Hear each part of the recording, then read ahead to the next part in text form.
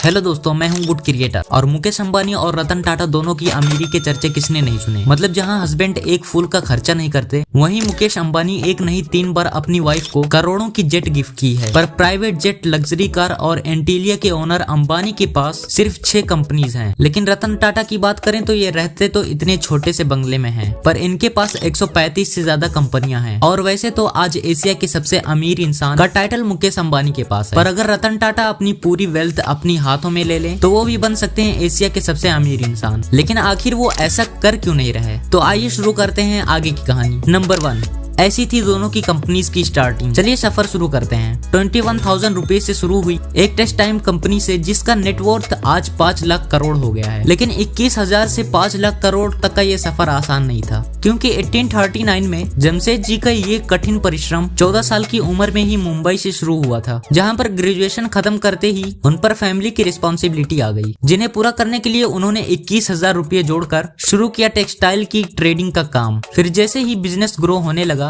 वैसे ही जमशेद जी ने नागपुर में पहली टेक्सटाइल मिल शुरू करी, जहां पर उन्हें पैसों की बारिश शुरू हो गई और उन्हें बिजनेस में काफी प्रॉफिट हो गया। बस इसी प्रॉफिट को देख उनका मन 3 ऐसे बड़े प्रोजेक्ट्स को शुरू करने का हुआ, जिसका फायदा सिर्फ उनको ही नहीं बल्कि देश के सभी लोगों को मिल सके। हालांकि अपने इस सपने को पूरा होते हुए देख नहीं पाए थे, लेकिन अपने पिता के ही नक्शे कदम पर चलते हुए जमशेद जी के बेटे दोराबजी टाटा ने अपने पिता के आयरन एंड स्टील कंपनी और हाइड्रो इलेक्ट्रिक पावर को एस्टेब्लिश कर उनका सपना पूरा किया, और साथ ही इंडिया में शुरू किया पहला इंडियन इंस्टीट्यूट ऑफ साइंस। लेकिन दोराब जी का भी जल्द ही देहांत हो गया। उसके बाद 1938 में टाटा ग्रुप की जिम्मेदारी जहांगीर रतन जी टाटा भाई ने ली, और पुरानी 14 कंपनियों को चलाते हुए उन्होंने टाटा ग्रुप्स के कंपनियों का आंकड़ा 14 से 95 कर दिया। और इतना ही नहीं, इसके साथ ही JRD टाटा ने इंडिया की पहली एयरलाइन टाटा एयरलाइन की भी शुरुआत की, जिसके बाद उसे गवर्नमेंट अपने अंडर लेते हुए उसका नाम एयर इंडिया कर दिया। पर इन सब के बाद 3 पीढ़ियों के नाम और काम को आगे बढ़ाने की जिम्मेदारी मिली रतन नवल टाटा को, जिसे उन्होंने बखूबी निभाते हुए टाटा इंडस्ट्रीज का नाम आज ग्लोबली फेमस कर दिया है, जिससे बच्चा बच्चा टाटा के बारे में जानता है और टाटा के साथ काम जरूर करना चाहता है। तभी तो कंपनी का नेटवर्थ आज 25 ट्रिलियन तक जा पहुंचा है। और अब बात करते हैं उस इंसान की जिसकी एक गाड़ी की कीमत से नॉर्मल इंसान बंगला बना लेता है। और सिर्फ इतना ही नहीं, इन्होंने जो 6 फ्लोर पर इतना बड़ा कार पार्किंग बनवाया है ना, उतनी बड़ी बड़ी बिल्डिंग्स में मुंबई की आधी से ज्यादा पॉपुलेशन रहती है। जी हाँ, आपका गेस बिल्कुल सही है। मैं बात कर रहा हूँ अंबानी की, जिनके हाथ में कोई सोने का कटोरा नहीं था और नॉर्मल लोगों के फादर जैसे मेहनत करते थे, वैसे ही धीरू भाई अंबानी ने भी कड़ी मेहनत करी और सैलरी में मिलने वाली सिल्वर कॉइन को जमा कर करके अपना बिजनेस शुरू किया था। मतलब पैसा जमा होने पर वो विदेश की नौकरी छोड़कर मुंबई के एक चॉल में रहने आ गए। और जैसे तैसे बहुत संघर्ष करने के बाद धीरू भाई अंबानी ने रियल लाइंस कमर्शियल कॉर्पोरेशन को शुरू किया, जो मसालों और यार्न्स में ट्रेड करता था। और जैसे ही वो मसालों और यार्न्स के बिजनेस में सेट हो गए, वैसे ही वो विमल नाम से अपने कपड़ों का बिजनेस भी शुरू कर दिया। पर विमल लोगों को लुभाने में फेल हुआ, इसलिए कस्टमर्स का अच्छा रिस्पॉन्स नहीं मिला, जिसके बाद उसके स्टॉक में लोगों से इन्वेस्ट करवाने और उसके स्टॉक को बेचने का काम भी खुद धीरू भाई अंबानी को करना पड़ा। लेकिन अपने आप में ये काफी बड़ी बात है कि जिस टाइम लोग इन्वेस्ट जानते नहीं थे, उस टाइम धीरू भाई अंबानी ने विमल के IPO में लोगों से इन्वेस्ट करवाया था। और ऐसा इन्वेस्टमेंट करवाया था कि इन्वेस्टर्स और कंपनी को दोनों को फायदा मिला। और कुछ सालों में 70 करोड़ वाले रिलायंस का रेवेन्यू 2002 में 75,000 करोड़ हो गया था। इस रेवेन्यू और बिजनेस में मिल रहे सक्सेस के चलते रिलायंस इंडस्ट्रीज का नाम फॉर्च्यून 500 में शामिल हुआ था। लेकिन शायद धीरू भाई के हिस्से में इतनी ही सक्सेस थी, इसलिए तो उसी साल खराब तबीयत की वजह से उनकी डेथ हो गई। और उनके मौत के बाद उनके पूरे बिजनेस को उनके दोनों बेटे मुकेश और अनिल अंबानी में बांट दिया गया। पर दोनों भाइयों का बिजनेस करने का तरीका काफी अलग था, इसलिए जहाँ एक भाई कोर्ट में खुद गवाही दे रहा है कि उसकी नेटवर्थ 0 हो गई है, वहीं मुकेश अंबानी का नेटवर्थ 10,260 करोड़ डॉलर हो गया है।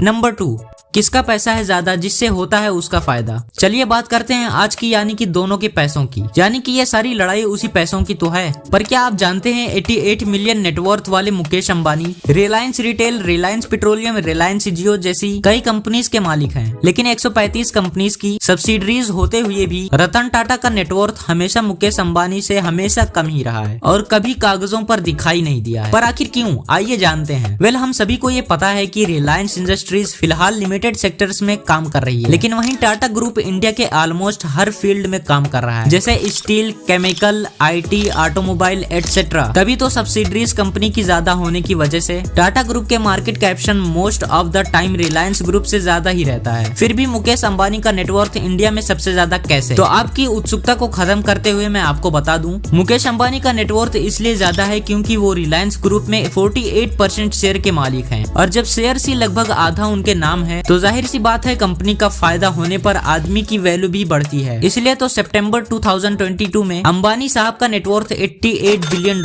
हो गया था। लेकिन वहीं अगर हम बात करें रतन टाटा की, तो वो टाटा ग्रुप में 1% से भी कम शेयर के मालिक हैं, क्योंकि उनके ग्रुप के 66% शेयर उनकी कंपनी के अलग अलग ट्रस्ट जैसे sir Ratan Tata trust, sir Dorabji Tata trust, Tata education trust जैसे कई सारे टाटा ट्रस्ट को डोनेट किया जाता है, जो इंडिया का education, health, living generation, art and culture जैसे अलग अलग सेक्टर्स में काम कर रहे हैं। मतलब बंदे को पूरी 134 कंपनीज मिली थी अपने नाम करने के लिए, लेकिन फैमिली वैल्यू को आगे बढ़ाते हुए वो कंपनी का 2/3 से भी ज्यादा हिस्सा देशवासियों के लिए दान कर दिया है। तो आप सोच सकते हैं असली दमदार बिजनेसमैन कौन है। नंबर 3, घर, गाड़ी, पैसा ये सब है इन दोनों के पास, लेकिन फिर भी क्यों दिखते हैं एक के खर्चे वहीं दूसरे के कम चर्चे? क्योंकि पैसा बोलता है भैया, लेकिन जिसको दिखावा करना आता है लेकिन शायद उसका ही ज्यादा बोलबाला रहता है। तभी तो जब अंबानी ने अपनी बेटी की शादी में 110 करोड़ खर्चा किया था, उसके चर्चे बड़े जोरों शोरों से हुए थे। और तो और जैसे कि आपको इंट्रो में बताया था कि मुकेश अंबानी ने अपनी वाइफ नीता अंबानी को 3 बार 1000 स्क्वायर फीट का प्राइवेट जेट गिफ्ट किया, जिसकी कीमत करोड़ों में होती है। पर शॉक्ड मत होइए, क्योंकि इनके खर्चे अभी खत्म नहीं हुए। इनके पास एक यार्ड ऐसा भी है जो स्पेशली सोलर ग्लास रूफ से बनाया गया है और जिसकी अप्रोक्स कीमत 700 करोड़ है। और जब पति इतने खर्चे कर ही रहा है तो बीवी क्यों पीछे रहे? इसलिए तो नीता अंबानी को हमेशा नए डिजाइनर कपड़े और ब्रांडेड वॉचेस, कॉस्टली बैग के साथ देखा जाता है। पर देखो भाई, जब सेठ इंडिया का सबसे अमीर आदमी हो तो भाई उसके नौकर को भी तो स्टैंडर्ड का होना पड़ेगा। इसलिए तो मुकेश अंबानी अपने सिक्योरिटी गार्ड्स को भी 2.5 से 3 करोड़ वाली मर्सिडीज